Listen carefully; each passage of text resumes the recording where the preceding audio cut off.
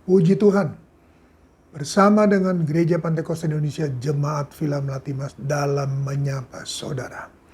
Injil Matius pasalnya yang ke-28 ayatnya yang ke-19.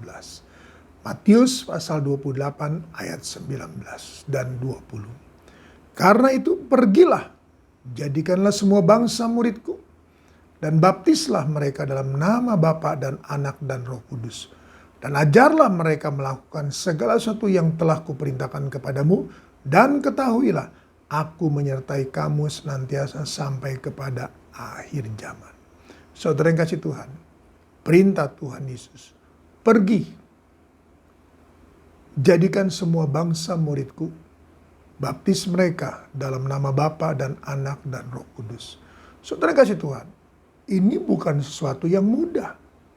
Tuhan berkata, pergi, jadikan semua bangsa muridku, baptis mereka dalam nama Bapa dan Anak dan Roh Kudus.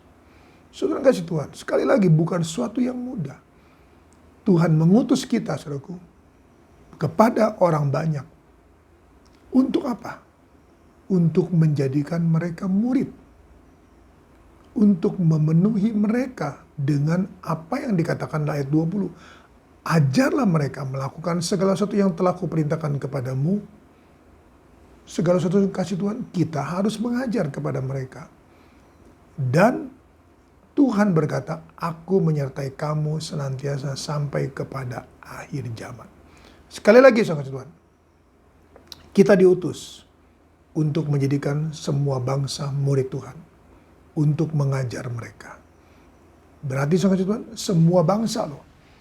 Berarti bukan hanya saudaraku tetangga kita mungkin 1-2 orang, tidak. Dan saudara Tuhan, kita perlu mengajar mereka. Dan oleh karena itu, dalam surat Paulus kepada Timotius, 2 Timotius pasalnya yang kedua. 2 Timotius pasal 2 ayat 1 dan 2. Sebab itu, hai anakku, jadilah kuat oleh kasih karunia dalam Kristus Yesus. Apa yang telah engkau dengar daripadaku di depan banyak saksi, percayakanlah itu kepada orang-orang yang dapat dipercayai, yang juga cakap mengajar orang lain. Saudara yang kasih Tuhan, kita perlu memuridkan orang. Murid itu sangat Tuhan, memuridkan orang itu. Tetapi kita harus sangat Tuhan menentukan bahwa orang itu layak untuk mengajar. Layak untuk mengajar. Karena apa yang telah kita miliki dari Tuhan, saudaraku, firman dan Roh Kudus, kita ajarkan kepada seseorang, maka orang itu harus dikatakan dapat dipercayai. Yang dapat dipercayai, saudaraku. Kita tahu, kita yakin pasti bahwa dia tidak akan mempermalukan nama Tuhan. Bahwa dia tidak akan mencari keuntungan pribadi dari pemuritan itu. Kita yakin dan percaya bahwa dia tidak akan mempermalukan nama Tuhan. Dan tidak akan juga mempermalukan nama kita. Karena kita melakukan amanat agung Tuhan Yesus, maka Tuhan, itu harus kita estafetkan. Kita ajar, kita sampaikan kepada orang-orang yang sekali lagi, yang dapat dipercaya. Yang juga cakap mengajar orang lain. Haleluya. Saudara yang kasih Tuhan, mari. Waktu saudara Tuhan sudah demikian singkat. Kita perlu saudara Tuhan mewarisi firman yang kita terima. Roh Kudus yang kita miliki.